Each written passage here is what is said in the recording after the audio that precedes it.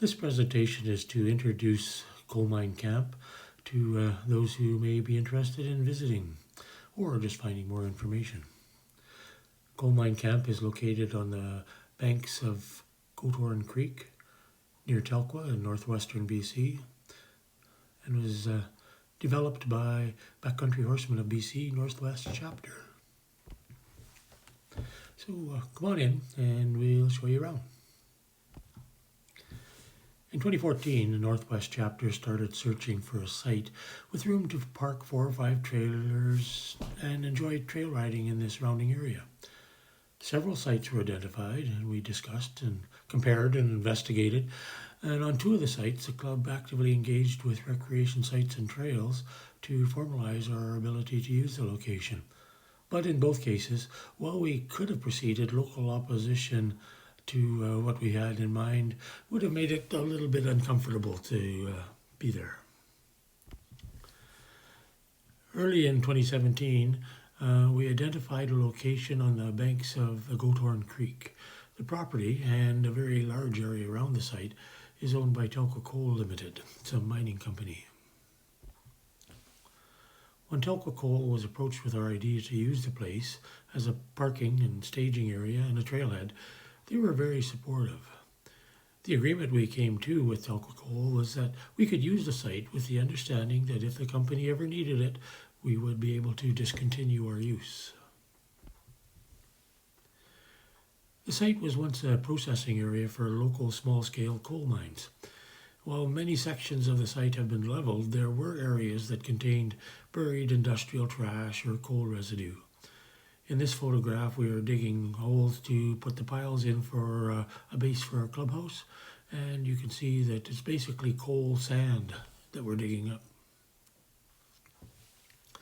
The clubhouse itself was prefabricated and moved to the site. An abandoned core shack that was deteriorating on site was recycled to provide a roof for the cabin and for the attached picnic shelter.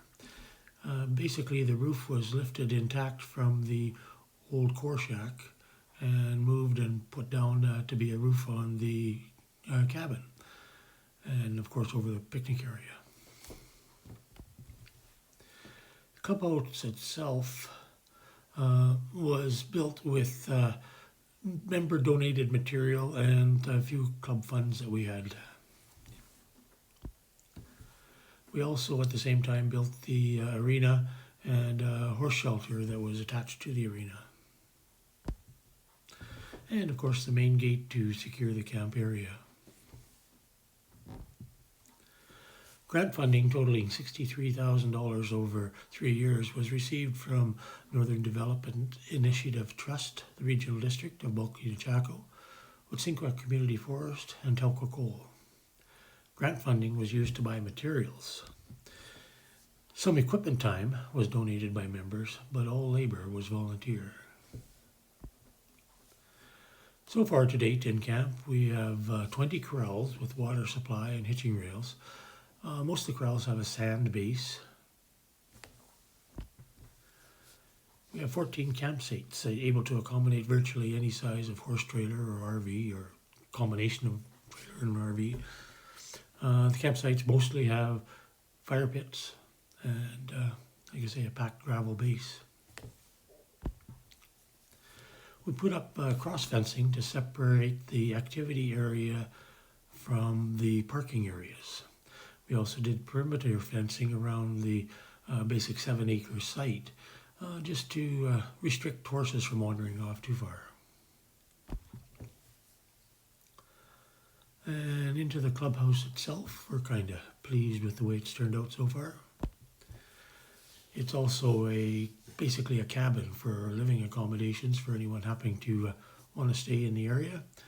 The cabin clubhouse is 16 feet by 20 feet, has a solar power system with both 12 volt and 110 service, so charging phones and all that kind of stuff, plugging in a coffee pot, all works.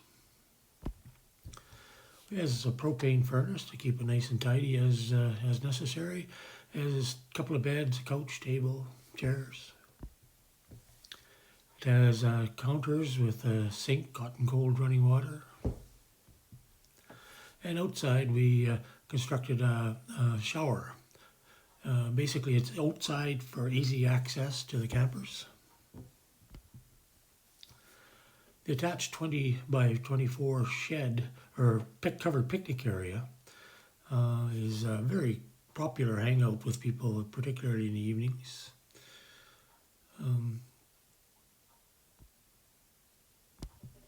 It features a 12-foot long picnic table, which fits lots of people for potluck meals. A 4-foot diameter vented fire ring. Has a barbecue, a sink with hot and cold water, and on the wall of the cabin is a 3x5 map of the local trails, so you can sit at the table and have your lunch and plan your ride. We erected a water tower, a 500-gallon tank on a stand to provide a gravity feed water supply to all the campsites and corrals in the cabin. We built a couple of outhouses over different areas so that everybody is close enough. Outhouses in horse camps need hitching rail, and that's quite handy, actually, when getting back from rides and things like that. Metabolic residue collection and storage facilities. Got to have a couple of those so that people can keep their place tidy. There's a skills development course. It's part of the activity section of the camp. Basically just a bunch of fairly low-grade water hazards, obstacles that help teach confidence between horse and rider. And confidence goes for pretty much any age or horse. We built a tool shed to keep all our tools and things safe to provide the camp. The tool shed also has both 110 and 12 volt power for charging batteries and running skill saws. Inside, lots of shelving space for all the tools, as well as tack that the club has in stock, pack boxes and things like that. We're spending a lot of volunteer time with weed whips, walking around and trying to keep the place tidy, so we decided to get a lawnmower. And also keeping the grass down is apparently really good to help prevent fires from catching anywhere in the area. We thought we'd get a nice lawnmower, so we decided we'd apply for a grant. Then again, if we were applying for a grant, we should get a really nice lawnmower. If we had a zero-turn lawnmower, the thought was that more members may like to volunteer to mow because they're actually fun to drive. Due to COVID supply problems, this was the only unit available locally. 54-inch cut, air ride seat, 3-way flotation suspension system. It even has a towing capacity of 800 pounds. But of course, if you're going to have a nice lawnmower, you can't just leave it sitting out in the rain. So we had to build a equipment shelter. And we basically attached that right to the existing horse shelter. It seemed to work fairly well. And we store other stuff that's handy around the camp in it too. We're fairly close to a gravel pit, and so we got in some equipment and moved some gravel down to the camp to gravel all the access roads and the campsites. They were wet somewhat a little before we started, but before we graveled it, but now they're all hard, all-weather stuff. When we were cutting a fallen tree from one of the trails, someone commented, "Too bad we can't cut it into lumber." Well, of course, when we think about it, sometimes we can figure a way of doing it. And in this case, we used trees cut from the property and were able to use a portable sawmill to cut about 4,000 board feet of lumber to be used in the future works. And still planned and to be accomplished with the existing funding, we're going to install siding on the cabin, two outhouses, and the equipment shed using material that we just sawed up with our little bill. 4 in-corral horse shelters Apparently, some visitors have wimpy horses and they need to put a roof over them to protect them from rain and snow and sun. Anyway, we're going to build a footbridge over the creek, we think. Many people who come to camp, maybe it's families that don't necessarily all ride, and having a footbridge over the creek would open access to hiking on a whole different network of trails. We're also going to make a hay shed to hold 20 or 30 bales of hay so that visitors and locals don't have to bring their own every time they come down. Under discussion for the future, we'll probably build a round pen. A few of the members like that type of training. We thought we'd build a couple of cabins so people who only have a tent have someplace a little drier to stay. These would have beds, heat, running water. And we thought we'd do a hot tub, but we're not sure what size, whether it should be a 2-horse hot tub or a 3-horse. While we're doing all that, we worked on the trails. We worked on developing a network of trails with the camp as a staging area. In this photo, the camp is kind of central to the trail system. In this photo, the camp again is central, and the red lines are some of the trails that are close into the camp. This is the kind of terrain we're mostly dealing with. To date, we have established 11 main routes from camp, with numerous options for combining routes to provide a great variety of lengths and degrees of difficulty. The intersections of the various trails are marked with colored flagging that matches the colors on the map. This makes it easy for riders to navigate the trail system even without a guide, as long as they carry along one of the paper copies of the map, or use the KMZ file with your iPhone. The area surrounding camp has an extensive network of overgrown logging and mineral exploration roads. Exploration. These old roads are typically smooth and have fairly even grades. Clearing the brush and trees from these old roads seemed an efficient way of creating horse trails. The most common way, of course, for clearing these trails is by use of chainsaw and sweat. We were able to reduce the pressure on the volunteers and their chainsaws by using a small dozer to clear away some of the old roadways. And a skid steer with a brushing attachment proved quite useful for the same purpose. So this is a view of the trails with the color coding. And this is a list of the trails with the trail name on one side, their color coding, the time it takes to ride the trails, and that goes anywhere from 45 minutes to up to 7 hours. The difficulty of the trail, and also riders know what they're getting into, and the features of the trail. For example, the North Crossing has 2 creek crossings and one pretty good steep hill. The test pit loop only has some medium hills, no creek crossings, so it's considered pretty easy.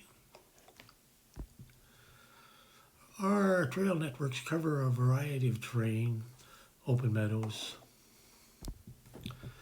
trails through the forest. There's a couple of trails that have short sections of old road to ride on. These old trails, old roads are packed sand base and really aren't a problem for barefoot horse.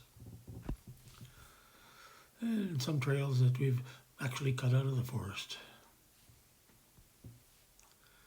The difficulty scale we use is based on the type of obstacles you'll find, the features of the trail, as well as the steepness. Really steep grades are considered difficult, as well as if you have to bushwhack from one spot to another without a trail, or swimming on the rivers or lakes. Medium trails would be lesser grades, but still crossing water of some sort. Easy trails, no water, shallow hills. And the beginner, of course, there's no challenges. Basically ride around camp or up the road and back a little ways. Our trails are typically suitable for unshod horses. There are creek crossings that are kind of rocky, and there are a few short stretches, as I mentioned, of road. In addition, there are several destination rides that require trailering from camp, not less than an hour.